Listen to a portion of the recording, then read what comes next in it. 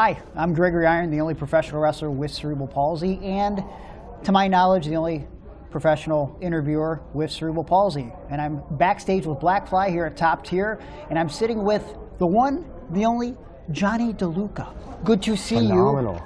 How's life? How's it going? Life's great. I can't complain. Yeah. I can't complain at all. You ready Love for your being match here. tonight? I think I'm ready. Body's feeling a little stiff. It's a little cold outside. Yeah. But I've been doing my stretches, warming up. Got to do the stretches. Yeah. You're still a young man, though. Yes. I don't feel like it, but yes, absolutely. How old are you? I'm 23. 23. Got to do some warm. Brother, I just started warming up. Yes. Okay, I've been doing this for 20 years. 20 all right? years. And I hate stretching. Yes. It's like my least favorite part of the thing, but I'm to the point where it's like if I'm in the ring and I start hopping a little bit, Yeah. all of a sudden I'm like, oh no, I have a leg cramp and I might have tore something. See, that's why. That's why I started stretching a little bit more, because I realized sometimes when you get overconfident, be like, oh, I got this, and then it's like you get in there and it's like, I didn't prepare just physically. I just didn't prepare my body like I should have. You know what I mean? Maybe mentally you have everything there, but the physical thing's a big deal. It depends on how you wake up in the morning, and depends on what you eat before and all that kind of stuff. I feel like you've been doing this for 8-ish years now? So around, I like to say 6. I started in 2019. I had my first match. Gotcha. But I only had like maybe a handful before the pandemic. So I'm thinking maybe 15, 20 matches before the pandemic. And then the whole pandemic was its own thing, own like little lull of like a year or two of doing not very much. So I like to say like 2021-ish is when I started going kind of consistently. I'm glad you're realistic about it, because how many, for lack of a better term here, shitbag wrestlers have you met over the years where you have to interact with them and they're like, brother, I've been doing this for 30 years. And then you do some research and like they've had like 14 matches in 30 years. So they're really, the experience level doesn't really match to what they're saying. Yeah, and I also feel like self-conscious about that too, where it's like, oh no, if I say I've been doing this for a longer period of time, then that kind of, it makes it a little more responsibility to fulfill, if that makes sense. So I'm a 8-year vet or 10-year vet. How long was the gap between you doing the matches and then the pandemic happening and then you actually getting back into doing matches full time? And I guess my question is, during that break, how were you still learning and training for professional wrestling for the comeback? So I started wrestling when I was 17, 18-ish. Okay. And I didn't do it fully consistently because I was playing football at the time. I was still in high school. So I delayed my training already there a little bit. And then just as I started kind of getting into it, that's when the pandemic happened. Now, before you continue, from going from football to pro wrestling, what was it like going from a sport that was so fake to a sport that's so real like pro wrestling? Yeah, absolutely. Yeah, I just...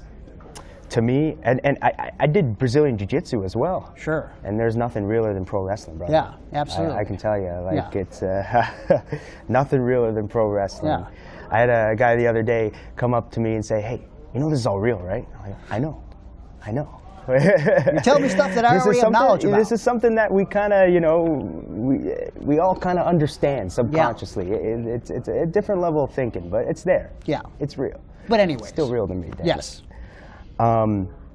But yeah, so like when I started, obviously I wasn't I wasn't fully, I guess, committed to it until a certain time, and I was a bigger kid too.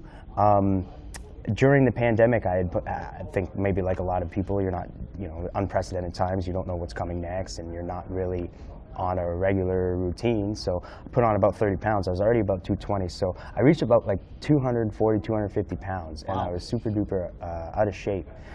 And because nothing was happening, I wasn't training at the time. We had anything to look forward to or prepare for, if that makes sense. So it was a little bit of work to come back from that, if that makes sense. And I have a lot of matches during the pandemic that you can see, it's like, wow, I really just wasn't doing anything outside the ring. And then like you would have those matches in front of like no people, but just filmed footage-wise, like to put online. And yeah, that took a little bit to come back from. But then, because I had my first year of university online, because I essentially like didn't get a graduation, because that's a graduation from high school, because that's when the pandemic happened. Do you feel like your learning was adequate? Because I'm reading news stories now where it's like a lot of these kids that are starting high school or graduating high school during the pandemic, now they feel like 5 years later, they're really feeling it. And it's like, boy, I wish I would have had the real experience. And I suffered because of that. 100%. Well, I had my last 3 years in person, obviously, and only the first year is online. Massive difference. Just like marks and like in general, like just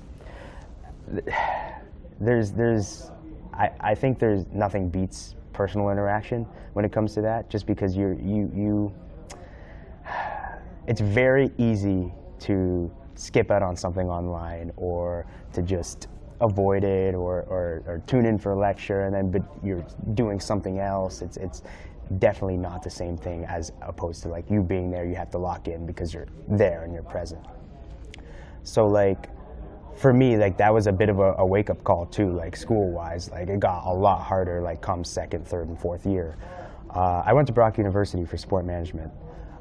And so I moved to campus on the second year after obviously a year and a half of just staying home and doing nothing.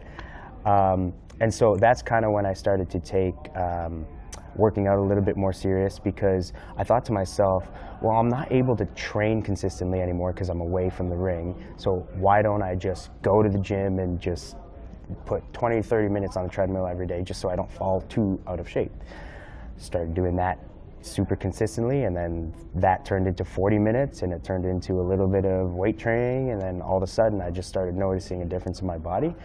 And also the meal plan that I had, like when you would go in, it like wouldn't always have the best food. So I was eating less and doing more, and I just started to drop weight and saw that change, and that motivated me to keep going from there. And so that's kind of when I started to lock in and take things a little bit more serious. Yeah. And it was more of a consistent I'm glad you brought up the physical aspect of it because, you know, from the older pictures of you to now, I wouldn't even think you're the same person. Yeah. And like, not just in a wrestling sense, but in a life sense. If you had a message for someone struggling with their physique, like beyond the motivation of like, I want to look better when I get back into wrestling, there had to be some life motivation as well that you could pass along to someone else, right? I think like what you just said in terms of like, I want to look good, maybe nowadays, the mindset often kind of switches from, oh, okay, I just want to look good for this date and for this show and whatever, or for whatever goal that you set. For me, it just essentially all it started off with was I don't want to fall out of shape more. Like I just want to like have something continued so that I can just at best plateau or just not sink down in terms of like cardio wise, right? And then it just little by little, day by day, just adding kind of new things to focus on. Whereas like it was very, very simple at first. Like I said, light cardio turned into a little bit more cardio, turned into strength training, turned into in the summer I got my first diet plan and stuff like that. So I think it was such a like gradual process. I think when you try and load it all at once, it's so intimidating and it doesn't seem possible. And then you think, I want to have this goal and I want to look like that.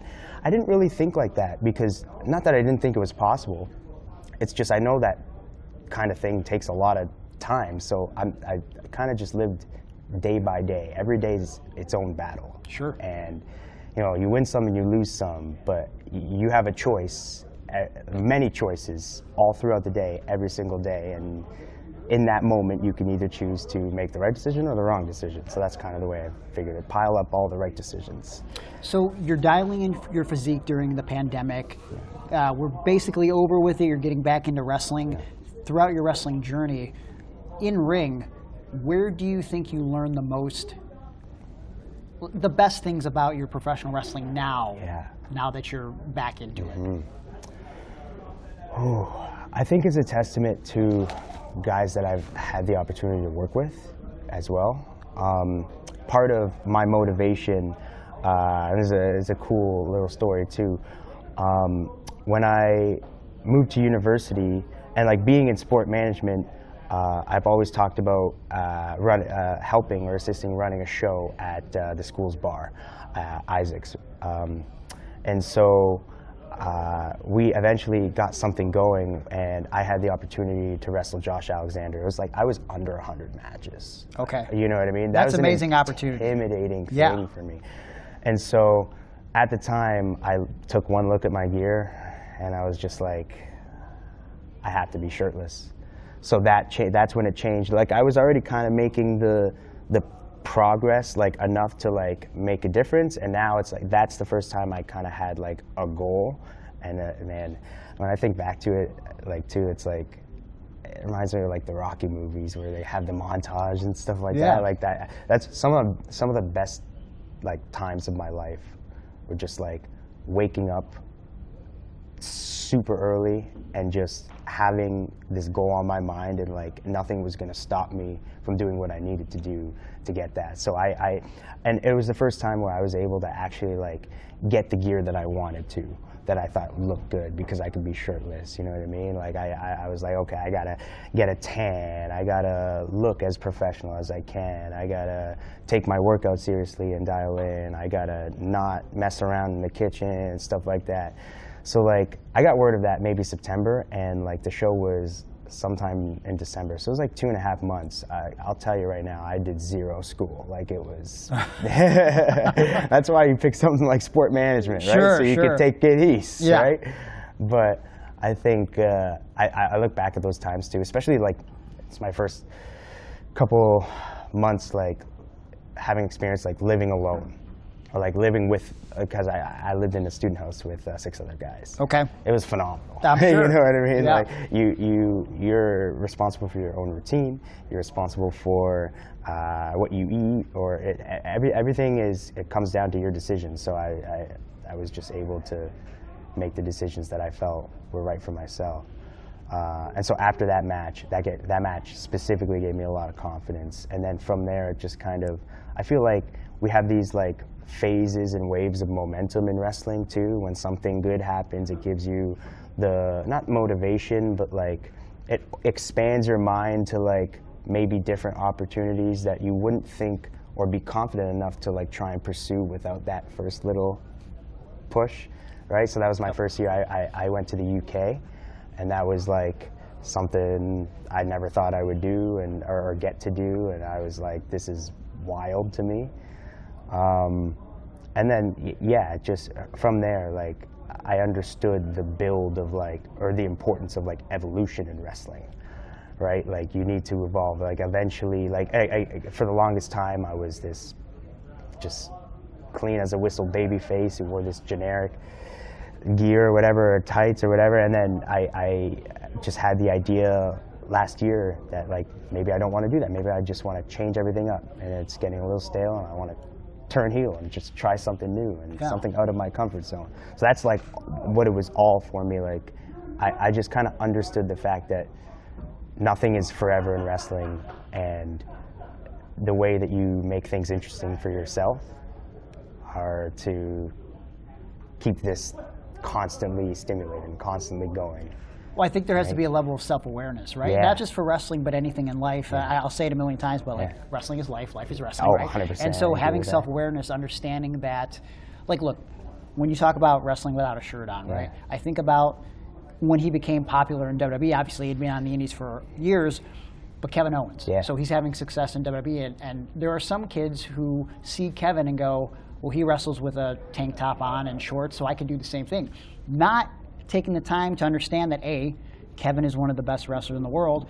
B, he has a low level of cardio conditioning that most people with good physiques can't keep up with. And so they look at his physique on the surface and think, I'm allowed to be out of shape as long as I wear a tank top and shorts. And you understood, I'm actually out of shape, and I'm going to be in the ring with one of the best in the world, Josh Alexander, so I need to step up my game. And I feel like your hard work in general has put you in the position that you're in now here in top tier. But also I wanted to talk about something else outside of the ring that coincides with wrestling.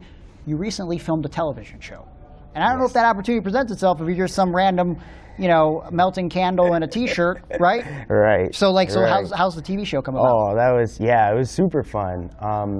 It's called The Ropes. I think it's on Bell 5 TV. It's available right now. Super fun. Unlike anything I've ever kind of done, like I never thought I would get into anything within like the acting kind of realm or whatever. But I think like, again, like when I talked about like out of comfort zone stuff, like turning heel, learning how to not be charismatic, but like how to present that and like let it kind of flow out of you so it's natural and you're not pretending to do that. I think I was able to garner enough experience in just not having limitations on like reactions, because I think a lot of times baby faces like in the ring have more limitations on like how they react to things because they want your approval, right? They want approval from fans or whoever it is. It's harder to be liked than to dislike. 100%. Right? Yeah. But on the other side of the coin, it's like being heel. It's like, well, I don't care about your approval. I don't care about if I say something, if it's going to offend, obviously within reason and having it be appropriate and make sense. It allows you to kind of explore your confidence in a new way and find yourself, obviously without those kinds of restrictions. So I was cutting a lot more promos, whether they were live in the ring or just like backstage or whatever. I was getting a lot more confidence in terms of like, okay, I think my character's taking this kind of direction to be this kind of, you know, maybe not something 100% distinct, but like in the realm of this. I was starting to try and kind of find myself, and I thought once I was sort of like showcasing that, that a lot of opportunities came from that, because I play a good asshole. I'm a good dick. So yeah, obviously in that show, in that little short series, like I'm the bad guy. My character is Troy Moyer, and GG for short, the Gravestone Goose. And the gimmick is he paints a goose on his arm and pretends it's real. So that kind of delusion in wrestling, yeah. You met enough people like that where you're like, you know, I could channel this energy. Yes. And I think it's important to point out that this is like a backyard wrestling fan with a backyard wrestling family whose life is that they love backyard wrestling. Literally, yeah. Two families at odds, trying to compete for ownership of a backyard.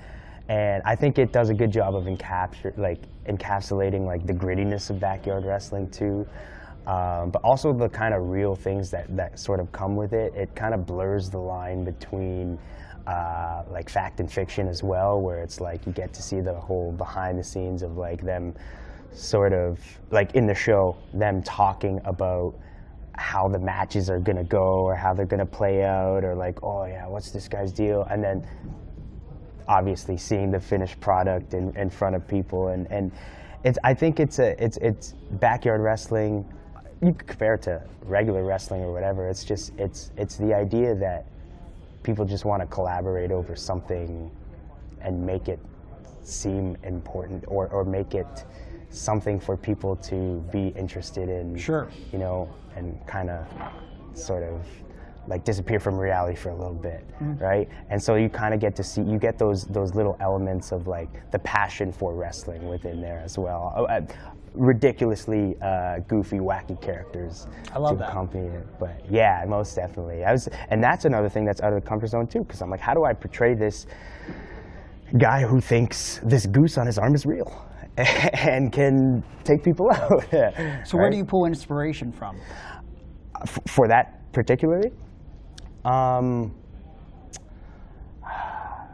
know, it's a good question. Because obviously, like, you could easily go like, well, there's some delusional people in wrestling. There's delusional people in anything, but like also, like, I feel like to create a good wrestling character and to like make it resonate with people, you have to be able to, even if you haven't done it yourself, you've had to know someone or seen something that you can understand and it resonates with you, even if that's not you, to be able to take that and parlay it to the audience and make them understand it, right? So there's got to be like some people that you've met throughout your life where you're like, yeah, that's where I'm going to get the inspiration for this character. I think I just, and when I sent like my tapes in too, I kind of lean into this sort of like, I don't really know how to to explain it necessarily. I don't think it's a single person that I pull inspiration from, but it's like this person that doesn't exist that I've kind of created in my head too. I like kind of eyebrow acting.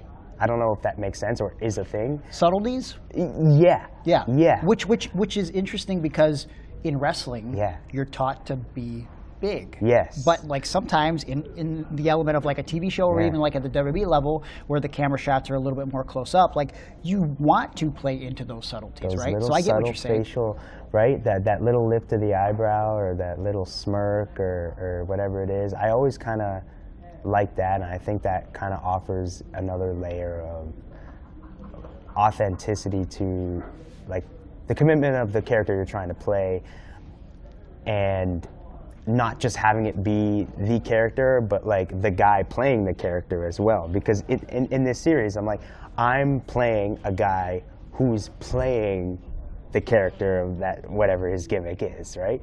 So it's like sort of finding the differentiation between his real self and the act that he puts on, and like where they kind of clash, which I think like a lot of pro wrestlers can like sort of agree and relate to that. There's a duality with being a pro wrestler, because there's a part of it that is you, but there's also a part that is not you. But that you understand. Or maybe it is just something deep inside that you don't always like to bring out. I always say too, and it's kind of something that I've been saying a little bit more often, like I am a product of everything I've ever consumed. Whatever that means, I think what that means is because I've watched so much, whether that's wrestling or just television in general, like you pull certain things from certain places and you kind of like build this thing in your mind where it's like this random combinations to all equate to this imaginary thing that doesn't exist, but you make it exist too, right?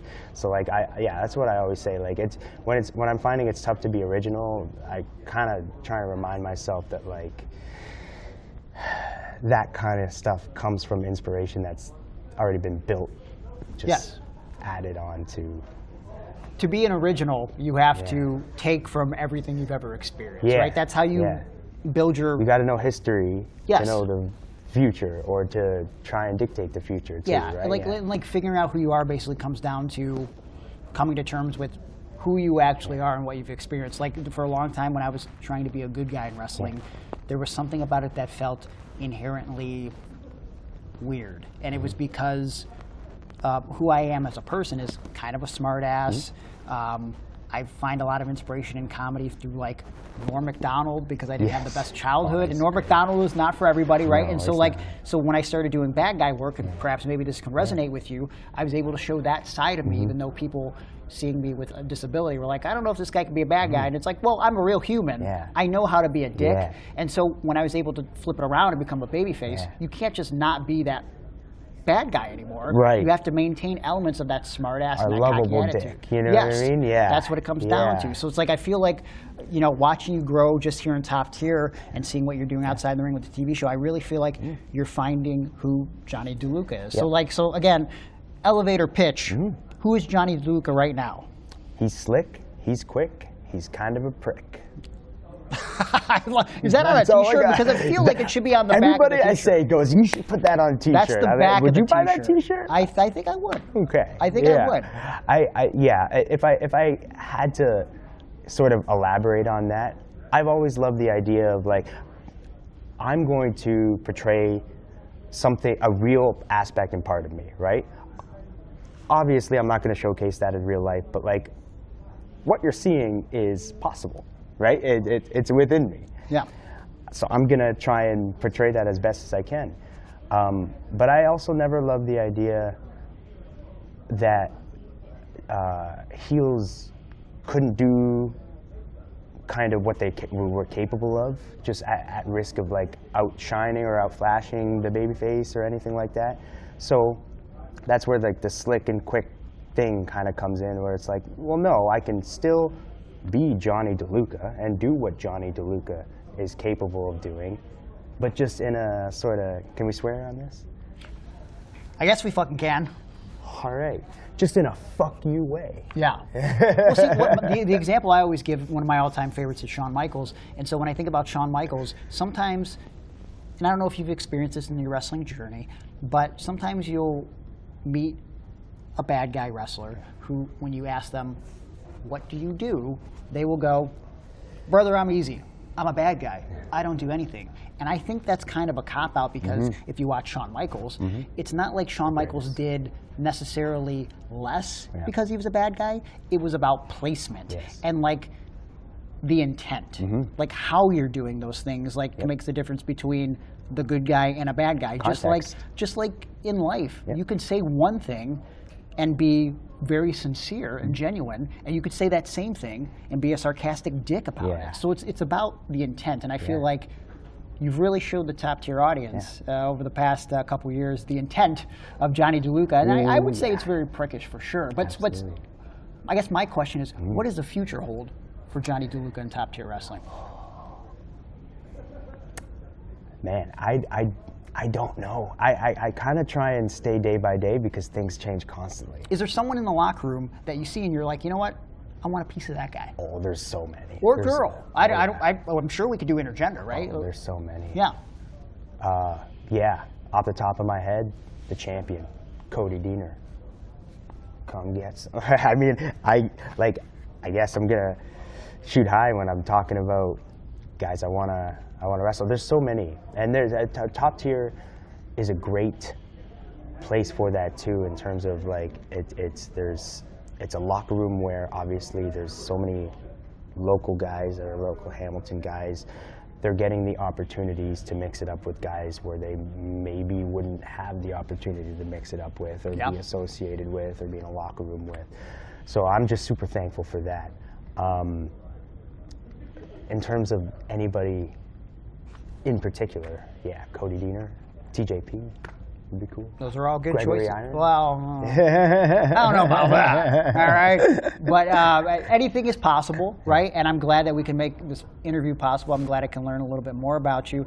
And you know, thanks for not being a prick to me, but this was pretty slick. Yeah, it was pretty. Yeah, it was pretty hard for me, but I tried. I tried my best to be as nice as I possibly. One more thing though, before you go, like if you were to drink an alcoholic beverage, is there anything that you might lean towards as far as preference?